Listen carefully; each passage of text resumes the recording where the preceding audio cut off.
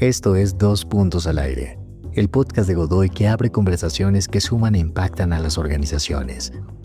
Somos Godoy, una empresa latinoamericana de servicios legales que suma más de 50 años de experiencia. Aquí escuchamos y conversamos desde voces diversas y miradas interdisciplinarias, con un mismo propósito: liderar el cambio desde lo que pensamos, decimos y hacemos. Bienvenidos. Bueno, bienvenidos a Dos Puntos al Aire. Yo soy Víctor Cabeza, soy socio de Godoy y esta tarde tenemos pues el gusto de contar acá con Juan Pablo Godoy, que es socio de nuestra práctica tributaria, y con Juan Pablo nos unen muchos intereses en común, y uno que descubrimos hace poco es indagar en el equilibrio entre nuestra vida privada, nuestra vida profesional, y cómo ir construyendo una profesión más holística, más integral, y de eso va este podcast. Víctor Cabeza Salván es socio de Godoy en Ecuador y un destacado experto en Derecho Laboral y Estrategia ESG. Posee títulos de la Universidad de Pensilvania y Wharton y otras prestigiosas instituciones académicas. Su trayectoria incluye la asesoría a empresas líderes en reestructuraciones laborales, litigios complejos y programas de empleo internacional. Con experiencia en sectores como consumo masivo, alimentos, construcción y tecnología, actualmente dirige un proyecto insignia de ESG en la Universidad de Negocios de Wharton, además de ser conferencista internacional y profesor de universidades en Colombia, Ecuador, Perú y Estados Unidos. Juan Pablo Godoy es socio y líder de nuestras prácticas de Derecho y Soluciones Tributarias Integrales y Energía y Recursos Naturales. Con una trayectoria que integra visión integral, contable y financiera, ha asesorado a grandes compañías del sector energético y extractivo, y ha sido consultor del Gobierno Nacional en reformas estructurales como la Reforma Tributaria de 2018. Es profesor en las universidades de los Andes y Javeriana, y reconocido por Chambers, Legal 500 y ITR World Tax. Es una de las voces con mayor autoridad en política fiscal y regulatoria en Colombia.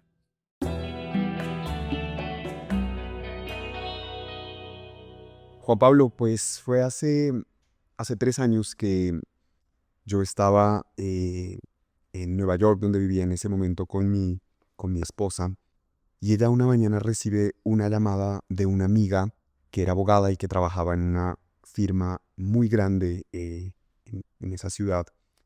Y su amiga la llama un poco desesperada y le dice que necesita que le lleve algo urgente. Entonces yo voy con ella pues a las oficinas de esta firma. Ella sube, entrega las cosas a su amiga, baja, y no me quiso decir que le había entregado.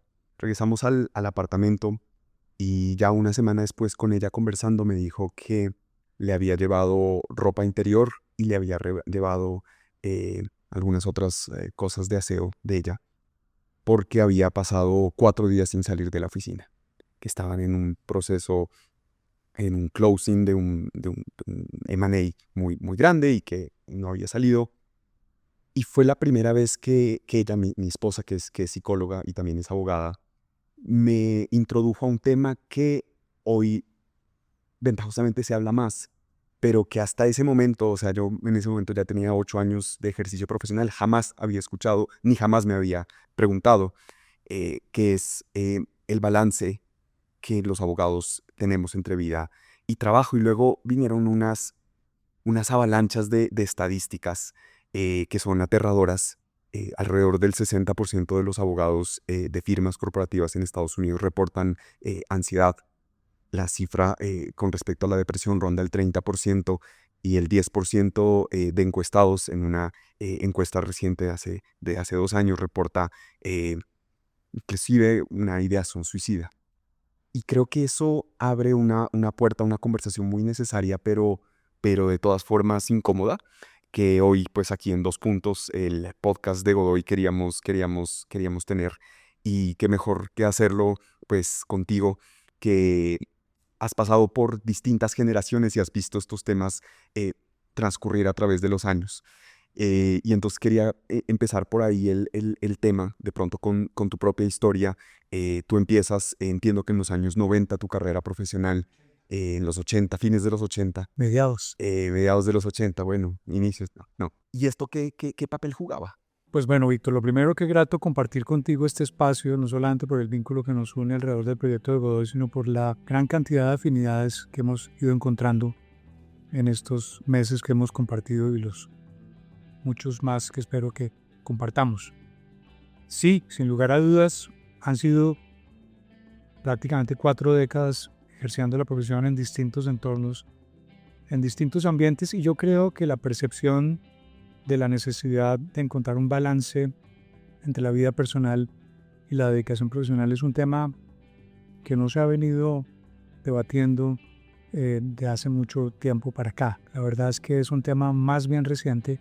Yo todavía puedo recordar a mediados de los 80, cuando comencé mi carrera en una firma de auditoría de esas que existían en ese momento y que después desafortunadamente feneció, unas jornadas de trabajo completamente desaforadas. También, digamos, el talante de los socios que manejaban la firma de alguna manera incidía en lo que era nuestra forma de concebir el trabajo.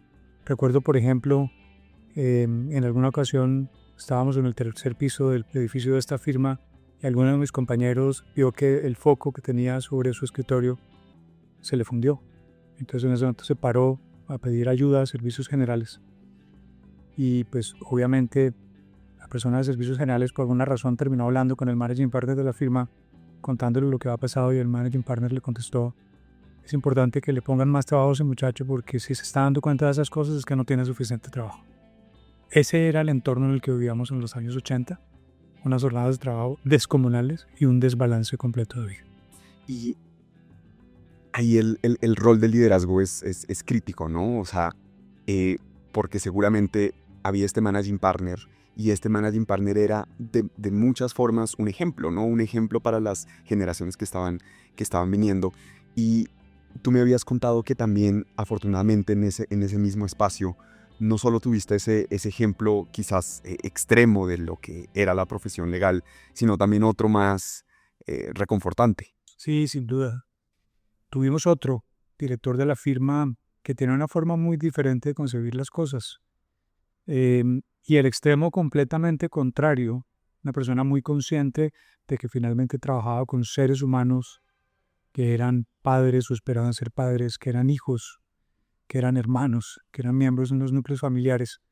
Y el mejor anécdota que puedo recordar es que cuando mis hijos menores nacieron, los trillizos, yo trabajaba muchísimo y tenía una relación muy estrecha con el socio director de la firma.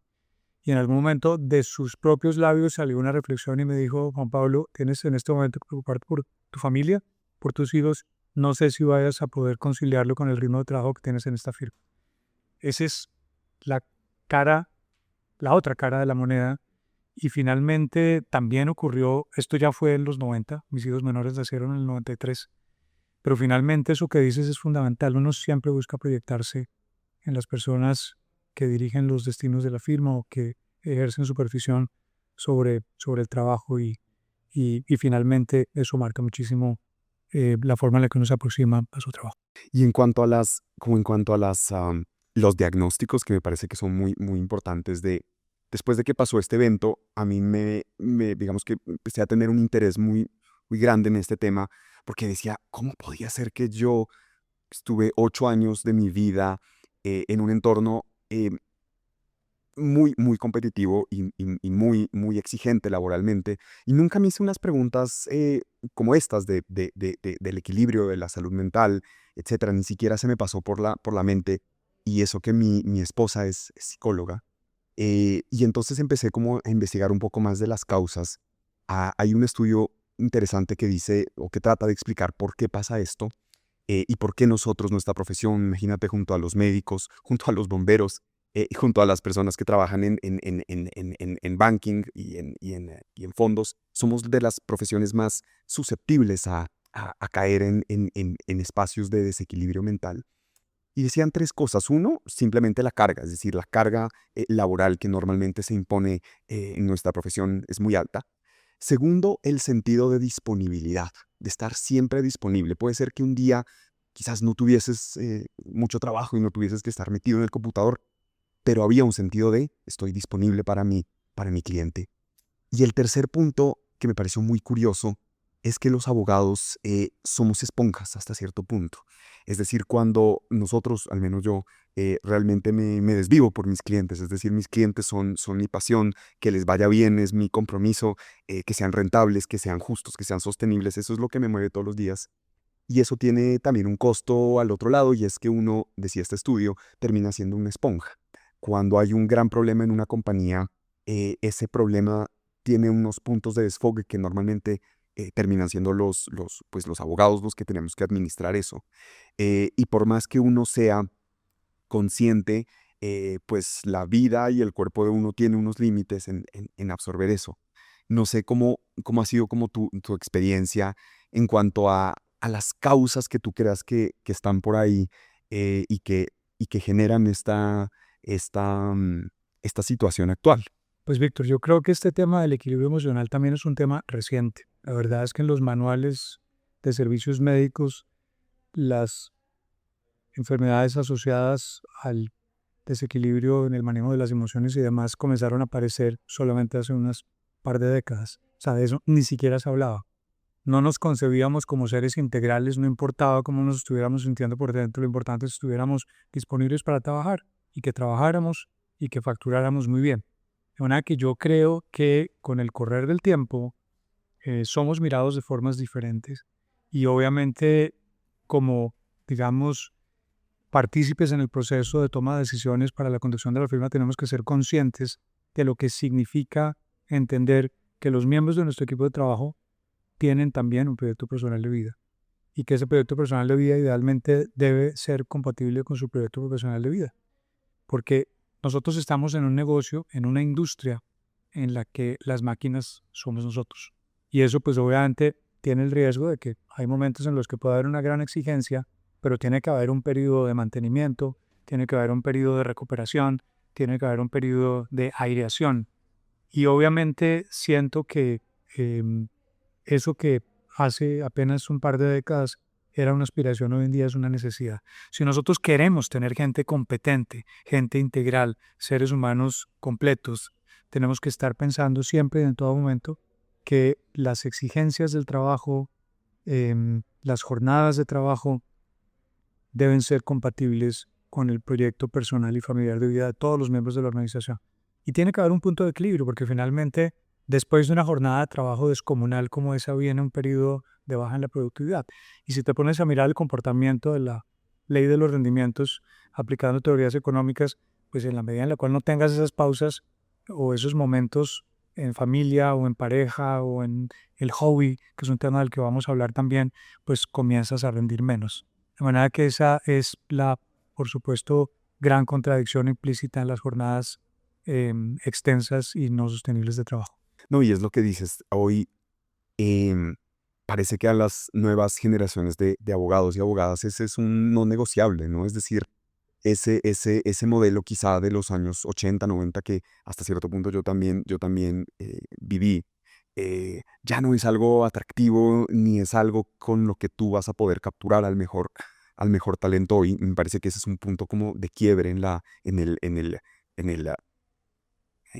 proceso de la industria legal, esas nuevas generaciones que están hoy que exigen unas nuevas condiciones, pero también los números. Veía en este mismo estudio que las firmas en promedio en Estados Unidos gastan alrededor de $33 millones todos los años en cuidados de temas relacionados con salud mental, pero correctivos, es decir, entre licencias médicas, entre inclusive subsidios, etcétera. O sea, es brutal en la cantidad de recursos también, si uno, que yo no creo que debería verse así, pero creo que si uno lo ve igual en números y lo ves solo como si fuésemos máquinas y ves el costo de esa operación, sigue siendo muy alto. Entonces creo que tanto para la atracción del talento como porque es una decisión simplemente ética, correcta, y también porque es la decisión financiera quizás acertada, es un nuevo momento en la prestación de servicios legales. Sí, yo estoy completamente de acuerdo con esa percepción tuya. Creo que no es un tema opcional hoy en día.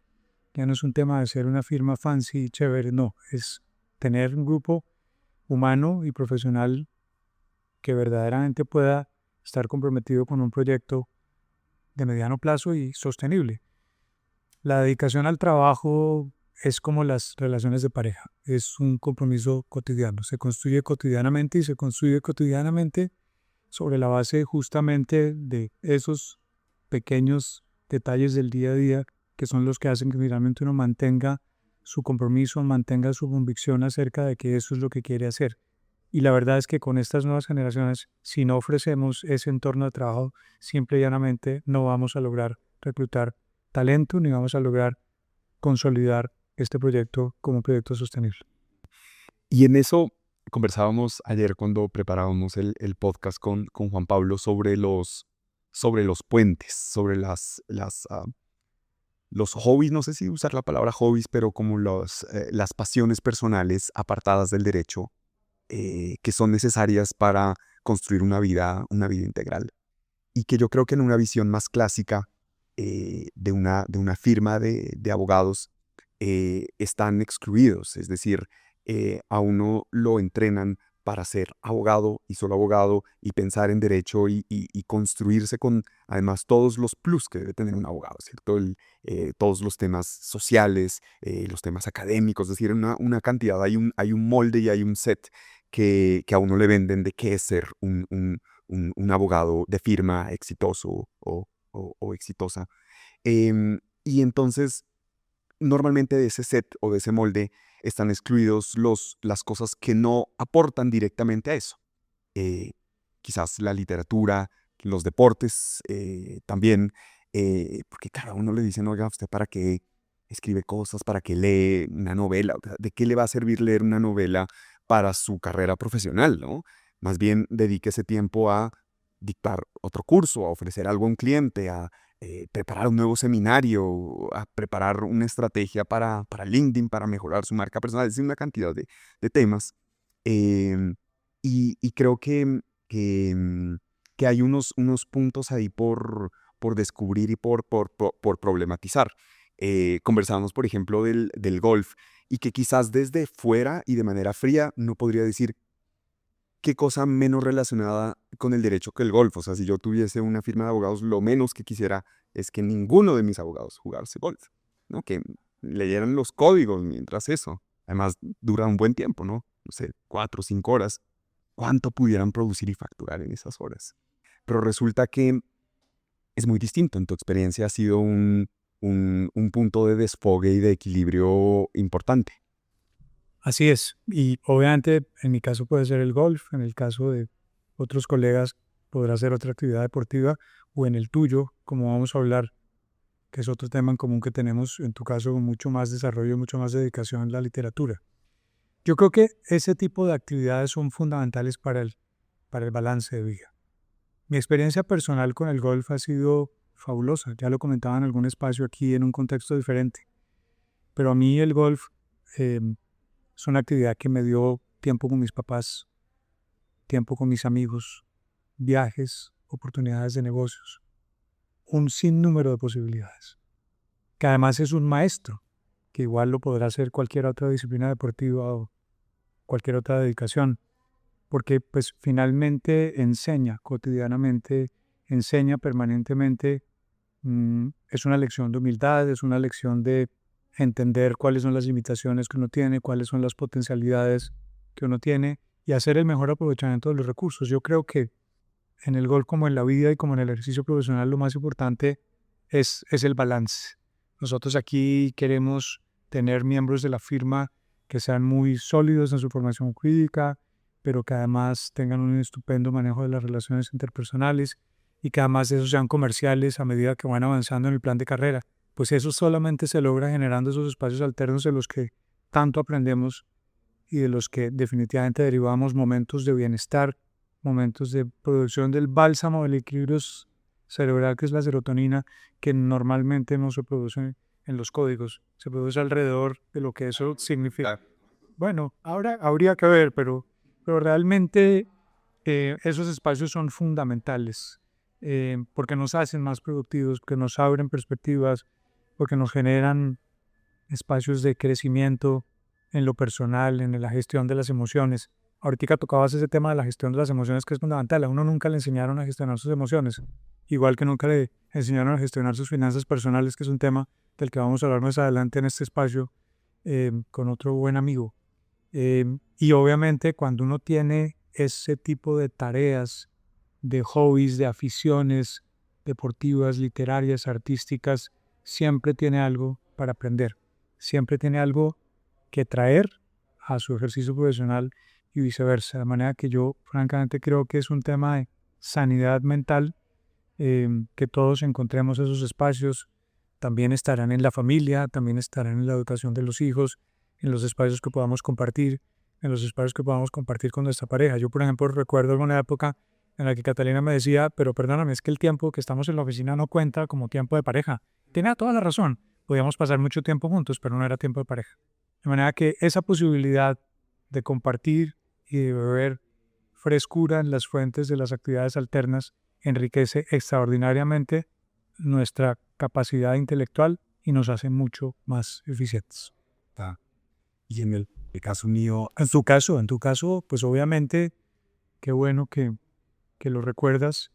La literatura ha ocupado un lugar fundamental en tu vida desde tempranos años, no solamente como un ávido lector, sino también como un escritor de cuando menos un par de libros, crónica y novela muy importantes. Compártenos un poco sobre lo que ha significado para ti la literatura, Víctor. pues para mí ha sido primero una enorme pasión la lectura. Y luego, ya entrada la carrera, tuve una revelación de cómo yo podía mostrar un talento que quizás podía tener o podía empezar a cultivar en la escritura por medio de los archivos judiciales. Tuve una clase de procesal en la que nos entregaron una pila de expedientes judiciales. Y al revisar esos expedientes judiciales me di cuenta que lo que yo pensaba primero que iba a ser un ejercicio aburrido, tedioso, técnico, repleto de un lenguaje inentendible, se convirtió realmente en algo así como que yo sentía que ahí dentro había una trama y una historia por contar, pero que estaba encerrada entre los tecnicismos, los acrolectos, el lenguaje excesivo de los abogados. Como jerga jurídica. Sí, nuestra jerga jurídica, pero que en el fondo había unas historias poderosas que podían gustar. Y empecé una disciplina de trabajar mucho con archivos, con expedientes judiciales, lo cual también a la par me hizo, yo creo que un mejor abogado, porque leer expedientes judiciales me parece que es un ejercicio tremendamente pedagógico. Y digo que eso fue una revelación, porque mientras yo hacía una maestría en Estados Unidos, un día un profesor se dio cuenta que yo manejaba bien los expedientes y que además tenía una habilidad modesta para contarlos de manera interesante. Y me dijo, usted debería encontrar 10 casos, meterse en esos archivos y transformarlos en cuentos chéveres, en crónicas de no ficción, en crónicas reales. En Estados Unidos se ha desarrollado durante muchos años lo que ellos llaman la literatura de la realidad, y es tomar cosas reales y contarlas con los elementos clásicos de la literatura, y así nace un libro que se llama Leyes y Leyendas, que al inicio yo toqué un par de puertas de editoriales y a nadie le parecía que los juicios pudiesen ser interesantes para unas audiencias amplias. Pensaba que eran las cosas más aburridas, los juicios. ¿Qué puede haber más aburrido que un expediente judicial? Y la verdad es que me nutrí de expedientes, de entrevistas. Una de las cosas más importantes del libro fue conversar con los abogados y decirle, mire, ya ha pasado tantos años de este juicio, cuénteme cómo eran esas noches largas en las que ustedes preparaban el caso. Cuénteme las noches antes de la audiencia y las anécdotas y las emociones. Otro de los temas que sería muy, muy bonito hablar en este podcast es la gestión de las emociones en los juicios, porque uno está acostumbrado a meterle una cantidad de energía y de emociones ahí que es después difícil de administrar, sea porque ganes o sea porque pierdes. En fin, todo eso dio origen a un set de 7 crónicas que se transformaron en el libro y al que le fue modestamente bien. Es decir, la editorial tuvo una sorpresa con el interés que tuvo la gente del común en leerlo. Y luego yo tuve una oportunidad muy, muy bella durante un año de visitar firmas en Colombia, en Ecuador, universidades, juzgados, etcétera. Y es muy, muy impresionante cómo los abogados tenemos grandes historias por contar.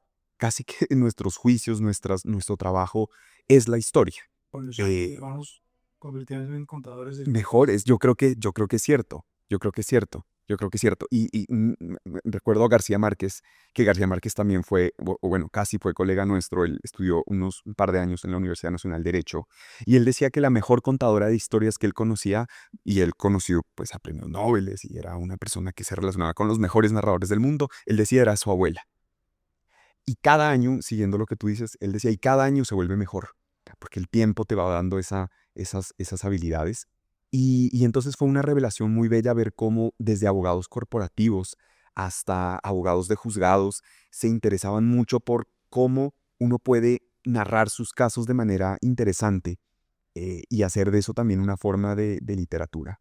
Entonces creo que esa fue una revelación muy bonita y quizás por el tiempo quería, no sé, cómo invitarte a ver si conversábamos sobre, no sé si consejos prácticos de si, por ejemplo, viniese hoy un abogado o una abogada a tu despacho y te diría, oye, eh, con respecto al balance vida-trabajo, ¿qué te habría gustado a ti saber o qué líneas te habría gustado tener en tu mente eh, cuando tú empezaste esta profesión y que hoy los tienes en este tema del balance?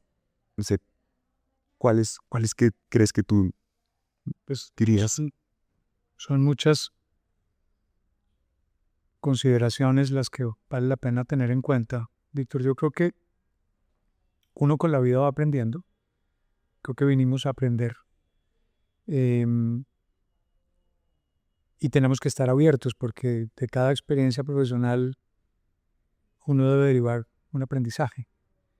Volviendo al tema del golf, para poder contestar tu pregunta, algún maestro del golf, no importa quién, decía que uno aprende mucho más de cuando pierde frente a lo que aprende cuando gana.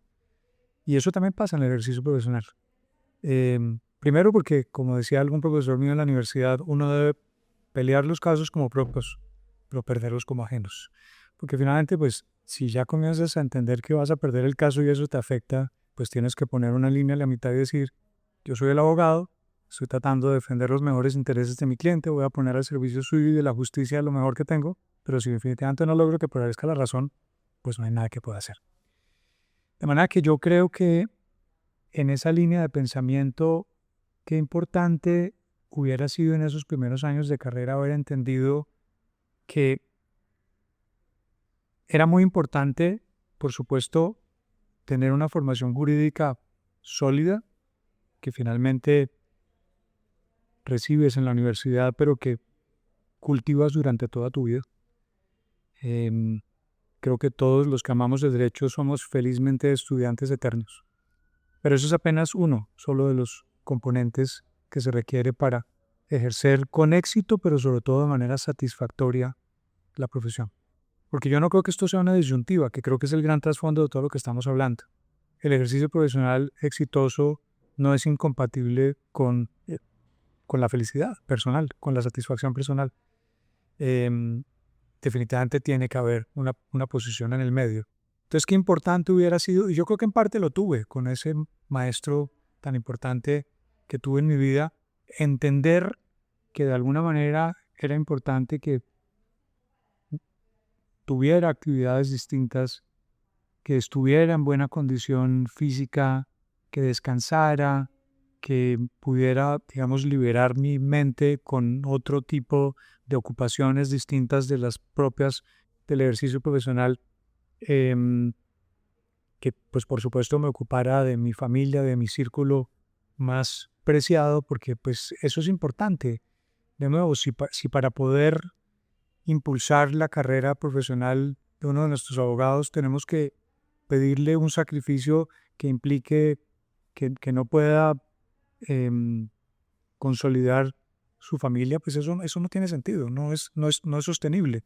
De manera que ahí vuelve a jugar esa reflexión de mi jefe cuando me dijo, ojo con su trabajo, ojo con su familia.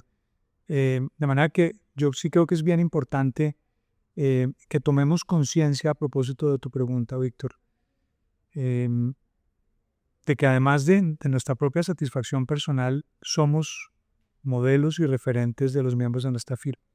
Yo creo que todo el tiempo nos están observando, sea que nos demos cuenta o no. Yo, por ejemplo, recuerdo cuando estaba en esta primera firma, miraba a los socios de la firma y decía, no me quiero parecer a ninguno. O sea, realmente no creo que eso sea lo que quiero hacer el resto de mi vida, con excepción de alguno por ahí. De manera que si tomamos conciencia de lo que eso supone, pues verdaderamente vamos a poder, además de estos espacios frescos de recordar historias, tomar conciencia de lo que significa ser referentes y modelos de vida en cierta medida de la gente a la que estamos formando.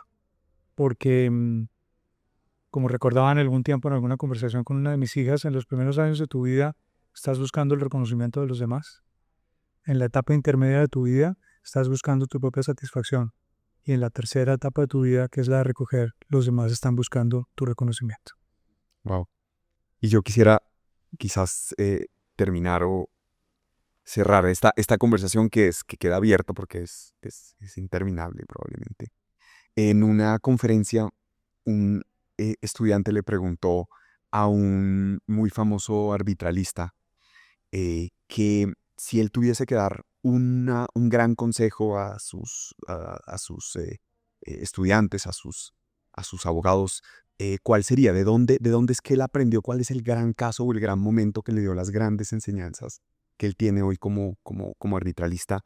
Y él tomó el micrófono y dijo, yo soy futbolista amateur, o sea, me encanta el fútbol. Y todo lo que yo he aprendido, o buena parte de lo que yo he aprendido de estrategia de litigación, lo he aprendido cobrando un tiro de esquina, un córner. O sea, poniendo el balón, preparándome para chutar y viendo cómo todo el mundo se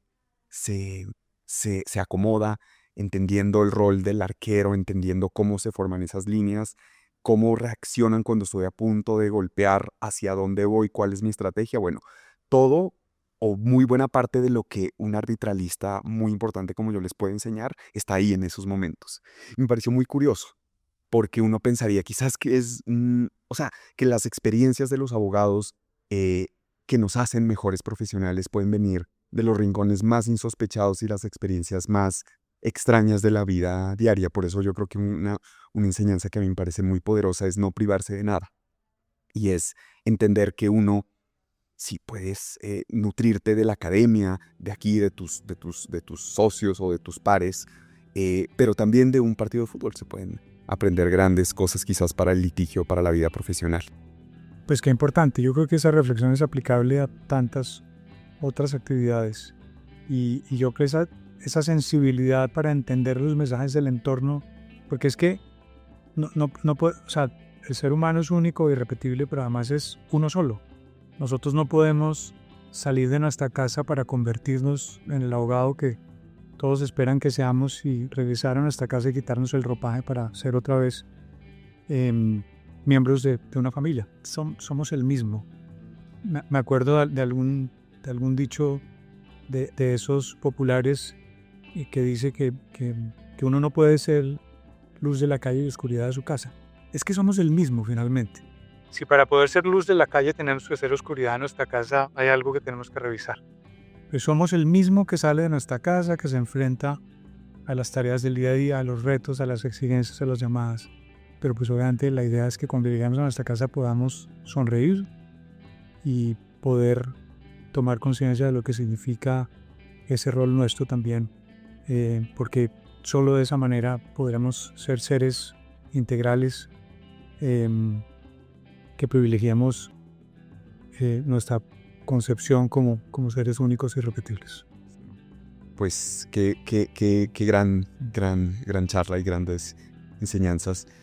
Pues nada, con esto terminamos 2 puntos y los invitamos a que estén pendientes de de las redes sociales de Godoy, que sigan el feed del podcast y que nos cuenten qué tal les pareció esta conversación. Gracias, Víctor, por este espacio maravilloso. Gracias por acompañarnos. Si les gustó este episodio, compártanlo y síganos como Godoy en Spotify, LinkedIn, Facebook o Instagram. Nos reencontramos en el próximo episodio para seguir abriendo conversaciones que lideren el cambio. Los contenidos discutidos en Dos Puntos al Aire expresan la opinión de nuestros moderadores e invitados, pero no representan la posición de Godoy frente a las temáticas desarrolladas.